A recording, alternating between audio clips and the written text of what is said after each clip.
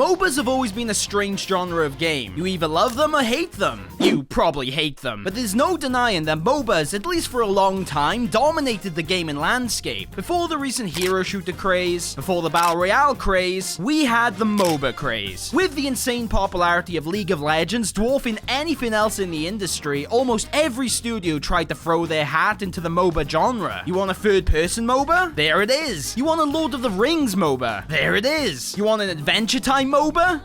What is even life anymore? And the funny thing is that besides League of Legends, Dota 2, and, well, Brawl Stars, oddly enough, pretty much every single MOBA died, leaving the entire genre to be monopolized by these two titans, at least outside of mobile games. And for a while, we haven't really seen a new MOBA come out and become a smash hit ever since. But I guess Valve, seeing just how successful Dota 2 has been for many years now, thought that it was so nice they had to do it twice. Deadlock is still only in alpha testing, becoming one of the worst kept secrets in the industry to a smash hit practically overnight. Even people who aren't big fans of the MOBA genre have become addicted to the game, and someone like myself, who used to be addicted to League of Legends, had sworn off MOBAs. Come on, just one more game, just one more game. Quitting MOBAs is like trying to quit illegal substances. They're addicting and terrible for your health. In this case, my mental health. But I begrudgingly gave Deadlock a try, seeing as Valve are one of the few companies that remain mostly consistent in quality these days. And I ended up enjoying the game far more than I initially expected, and I'm now fully addicted. The cycle begins again. While the core principles of the game are a MOBA, it does so many more things that elevate the experience from the rather mundane top-down MOBA game into something truly new for the genre. So pull up a chair, sit down, hit that subscribe button as I tell you the genius of Deadlock. I think without a doubt, the first thing that stands out to many players is the third-person nature of the game. It's not often that MOBAs move from the top-down view we used to, so when they move into a less constricted view, the gameplay changes heavily. But Kazoo, Smite did this first! Yeah, okay, it did. But here's the thing. Smite kinda sucks. Okay, maybe that's a bit harsh. It definitely had its place back in the day, and if you were a fan of the game, that's fair enough. But to me, Smite always felt like it was only third person, so it didn't get called a leak copy. The actual concept's cool with a bunch of godly figures such as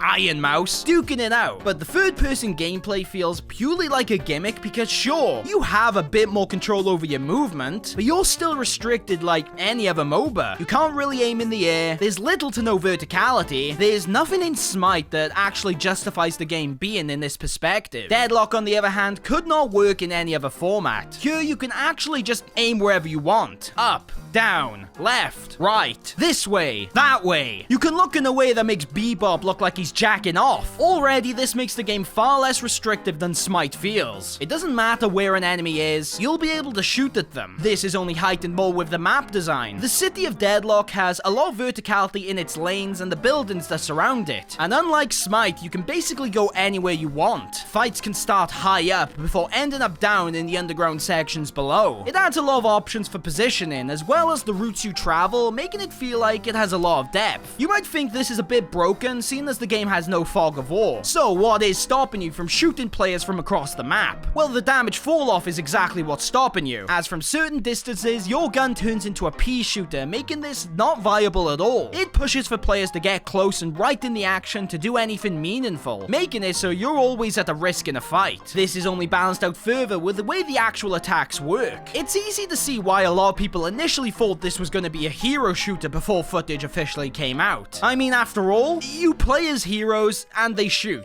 It's an easy mistake to make, I suppose. Deadlock at its core is pretty much a shooter mixed with a MOBA, because every character, at least currently, uses a gun. Some excel at close range, some at long range, but for the most part, this puts every character on an even playing field. This is where the game differs a lot from Smite as well, because in Smite, there's nothing stopping you from just constantly shooting your weapon. In Deadlock, however, there's a tricky little thing called reloading. Yeah, don't know if you've heard about it, but it's a bit of an issue. It's genius because in a game like this, some characters can rack up a lot of attack damage. So with these reloading windows forcing them to take a break from their DPS, it gives you a chance to try out playing them or to escape while you have the chance. And escaping can be easily done. A problem MOBAs have always struggled with, in my opinion, is that characters in these games have always had a huge difference in mobility. Some characters have a lot of it, some have just a bit, and some characters literally have none. Deadlock fixes this by equipping each character in the game with stamina, allowing you to expend this stamina for a dash, a double jump, or even a jump dash. The heightened mobility as expected shakes up the game in crazy ways. Fights are aggressive, fast-paced, and anything can happen when everyone has access to these mobility options. Paired with abilities makes things just get even crazier, and the movement becomes...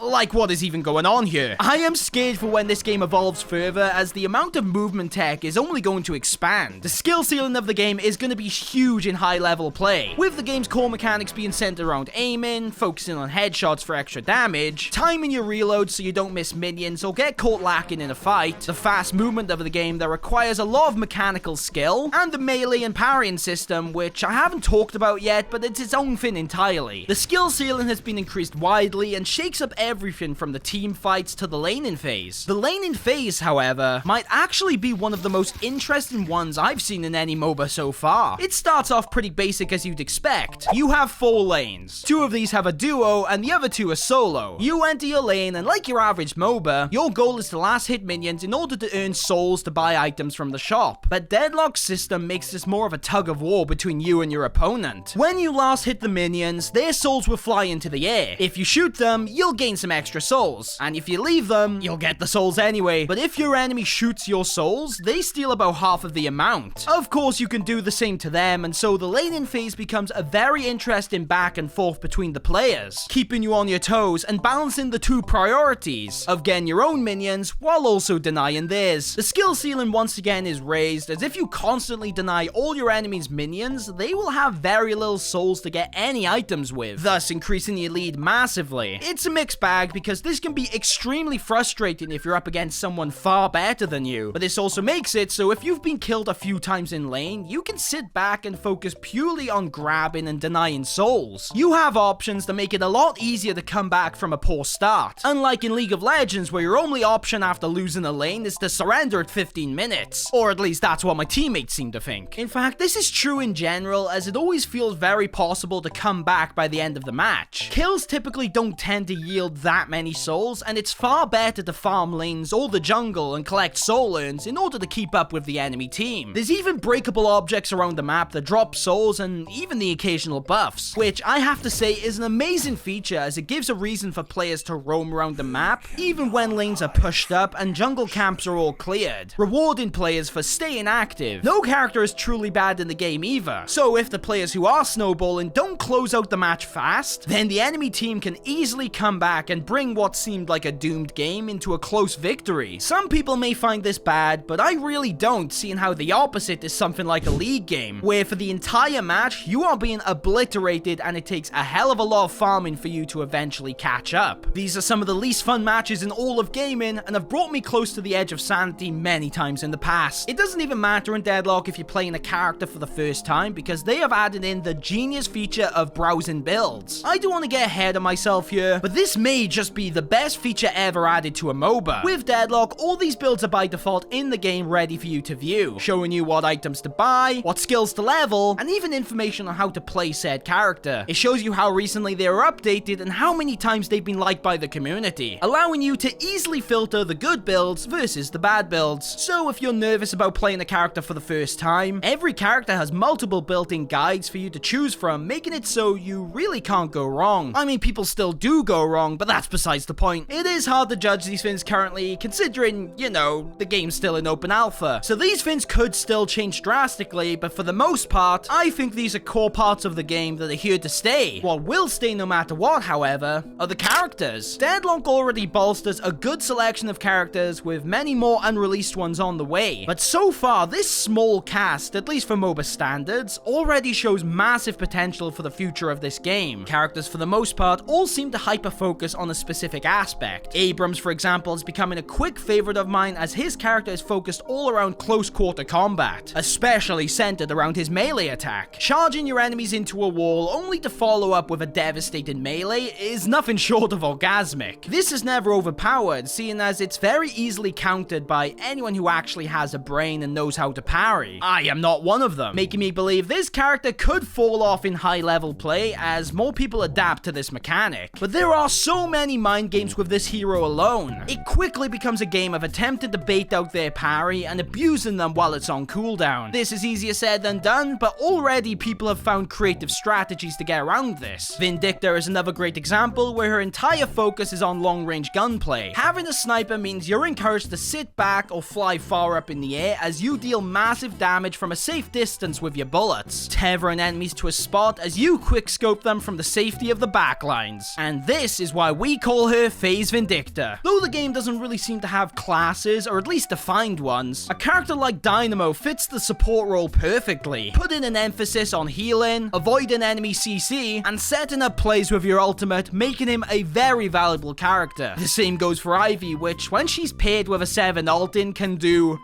this.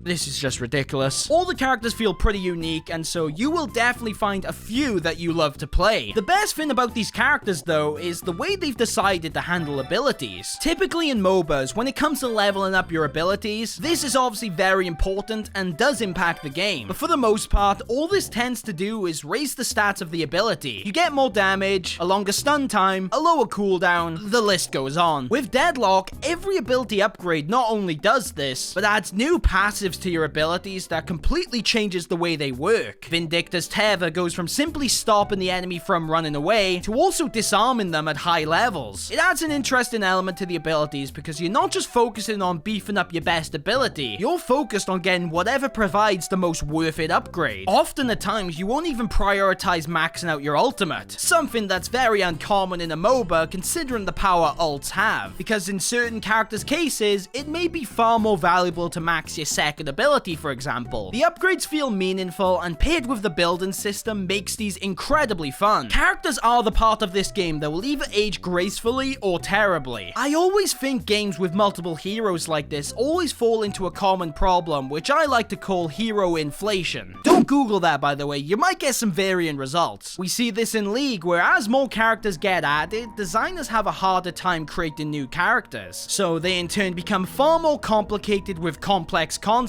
that either make the champs become irrelevant on release, or incredibly overpowered. 9 times out of 10, it's the latter. It makes the older characters with less going on in their kits become obsolete. Chances are this may happen with Deadlock, but at least not until further into the future. So hopefully Valve can avoid this problem as the game progresses. It just feels like Deadlock really is the breath of fresh air that the MOBA genre has been in desperate need of for a long time. Not many MOBAs have tried to ever expand upon the formula much, and with this new game, I think Valve have proven that there is still room for these games to grow. I would not be surprised at all, given the game's success in its alpha state, if every other game studio weren't already frantically panicking as they scrambled to create their own version of this game. I'm telling you now, Blizzard are shaking in their boots. But as much as I've talked about the genius of Deadlock, it does still have some shortcomings at the moment. For one, I think in the game's current state, objectives really have no presence outside of very early levels. They feel weak to the point that if you get ganked successfully a single time, then they can take your tower before you even respawn. As the players level, this only gets more ridiculous as they're able to shred objectives in mere seconds when they group up, and in the late game, you can practically solo 2 Guardians at once, which in a game like this really shouldn't be doable in my opinion. I feel because objectives aren't strong enough, it's the reason why every game feels so close, and why I haven't been in many matches where both sides haven't claimed the majority of the objectives, because they're far too easy to destroy. It also feeds into another issue. Because Deadlock doesn't have a traditional jungler role, ganks are offered in the form of your other laners. Because of how weak towers feel, I feel that ganking is heavily discouraged. Not only will you lose out on important souls, but you'll probably lose your own guardian in the process. Really, you can only gank if you're already pushed up or if you've secured a kill, which could be intentional, but I still feel like it's not encouraged much. Jungle camps also feel a bit random. Don't get me wrong, they are a key way to get souls, but it feels like they're in the game for pure convenience rather than being an actual important part of the game. I'm not exactly saying Deadlock needs a jungler role, but as an ex-jungle main in League, I would like to see the idea experimented with, perhaps by making kills more valuable, other ways for laners to get souls. I don't know, I'm not claiming to be a game designer, so I really don't know how they could change this. Maybe it's fine as it is. Without a doubt though, the worst thing at the moment is lane selection, or rather the lack of it. With the current selection process of picking a pool of characters you'd be happy playing, it also randomly puts you into lanes with no real decision making on your part. I've often been playing with friends where we're sometimes put into random lanes instead of a duo lane together, or when I've been playing alone, being forced to play in a duo lane when I'd rather play in a solo. Obviously, when you pick something like a more support-oriented hero, it would be ideal to be in a duo rather than a solo, so the lack of choice when it comes to this can be quite frustrating. I do give this the benefit of the doubt, however, as this may just be temporary, all for the sake of making getting into games a lot easier in the game's alpha. Hopefully closer to launch, this receives some fine-tuning and it feels less random than it currently does. Those gripes aside, however, Deadlock is truly a genius game and another great work by Valve, once again revitalizing and changing an established genre, something that in my eyes they have always excelled at. The future of Deadlock is undetermined, as things could and will change at any moment, but as the game stands right now, I think this is a game I will be playing for a very long time. I never thought I'd get back into MOBAs, but trust Valve to make a recovering addict once again become addicted. Anyways, gotta go guys, I just